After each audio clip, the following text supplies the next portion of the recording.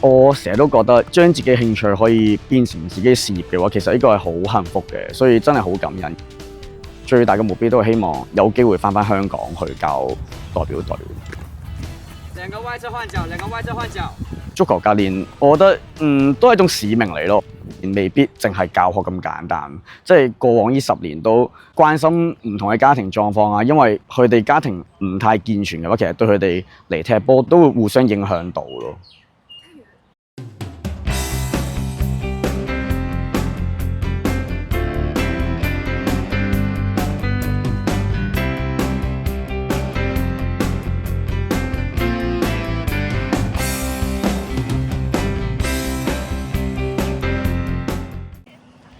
謝生今日嚟踢波啊？今日嚟咗一個超齡學員，跟一個香港教練學踢波。要跑幾多個圈啊 ，Eric？今日係一個圈咯，因為大場地我哋一個圈，跟住做好多唔同嘅技術嘅訓練咯，都係球感為主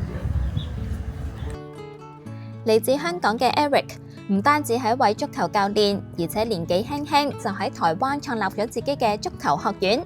呢一切要由佢10幾年前嚟台灣讀書講起。當時其實我自己讀書又唔太叻啦，咁所以覺得喺香港應該都一定冇可能讀到上去，所以嗰陣時就考慮台灣呢個地方。我其實喺香港一直都會 keep 住去踢波啊，有時都會去跑田徑，即係對運動係好有興趣啦。所以我最後係決定去讀體育方面嘅相關嘅學位啊。畢業之前咁大概 Year 3左右咧，我就去咗一個幼兒工作室去做實習嘅。咁當時嘅實習係去唔同嘅幼稚園啦，去做體能老師。咁跟住就一半咧就係去教幼兒足球嘅，教下就覺得原來我自己教足球係比較希望去做呢一方面嘅，因為我自己都好中意足球，所以最後就離開咗嗰間幼兒工作室，去全力去教足球咯，一個地區俱樂部咯。做下足球教練，點解又會創立咗足球學院嘅呢？跳出嚟開自己嘅足球學院，其實最大嘅契機就係，因為嗰陣時疫情啱啱完咗冇幾耐，咁可能我覺得喺嗰個地方都做咗好耐啦已經。上一個球隊其實俾我嘅自由度都好高啦已經，但係之後我覺得有啲理念啊，或者自己更加想做嘅嘢，可能會跳出嚟做比較再自由度再大啲，或者會方便啲。咁最後就放手一試，咁就創立咗自己嘅足球學院啦，即係紅狼足球學院。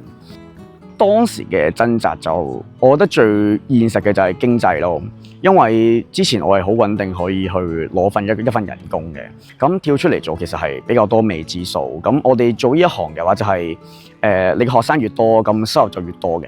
咁呢個係最現實嘅情況。咁好好彩咁一開頭創立嘅時候，我哋球隊大概都有20個小朋友左右，都係有一批學生有追隨我過嚟球隊嘅。咁之後一路做，我哋目前球隊大概有60個人左右。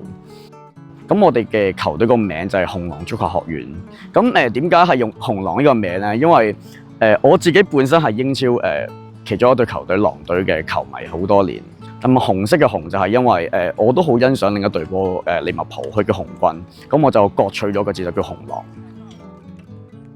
喺教學咁多年入邊，其實最難嘅處理並唔係學生嘅狀況，通常都係家庭嘅狀況，可能有啲係家暴啊，或者好多唔同嘅社會問題。其實我哋做足球教練未必淨係教學咁簡單，即係過往呢10年都關心唔同嘅家庭狀況啊，因為佢哋家庭唔太健全嘅話，其實對佢哋嚟踢波都唔係咁容易咯。當然都有比較極端嘅例子，譬如有一次落咗堂，有個小朋友佢話唔想翻屋企或者點，咁我就問佢點解。但係嗰陣時已經夜晚8點幾㗎啦，已經一個小學生。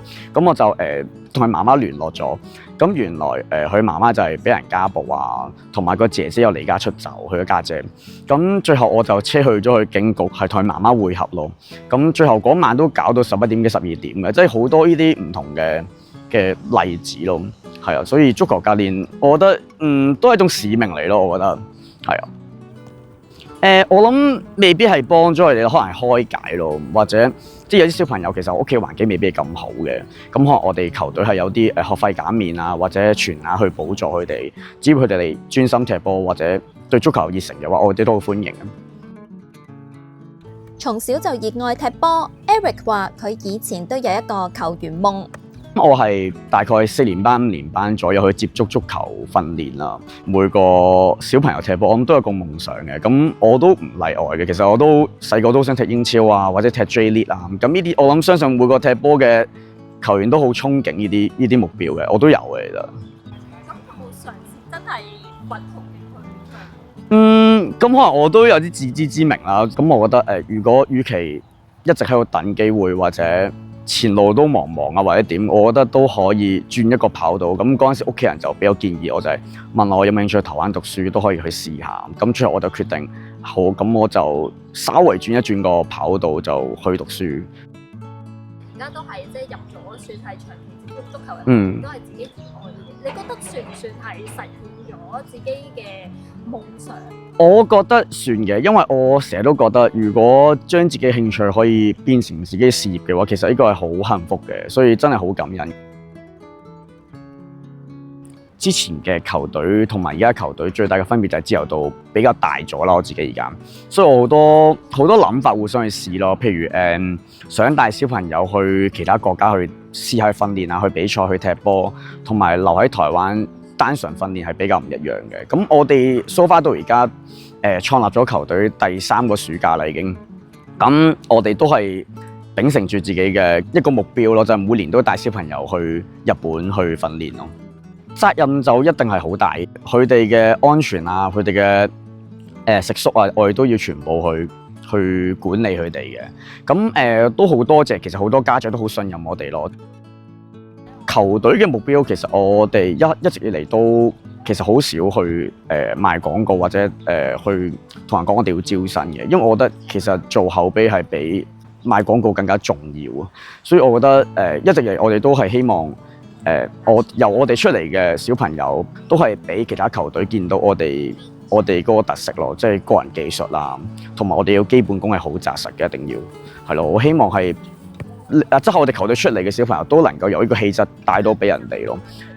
咁另外個人嘅目標就係一直以嚟都係好想去嘗試去教職業足球。其實最大嘅目標都係希望有機會返香港去教代表隊。嚟台灣生活咗10幾年，咁 Eric 而家覺得邊度係佢屋企啊？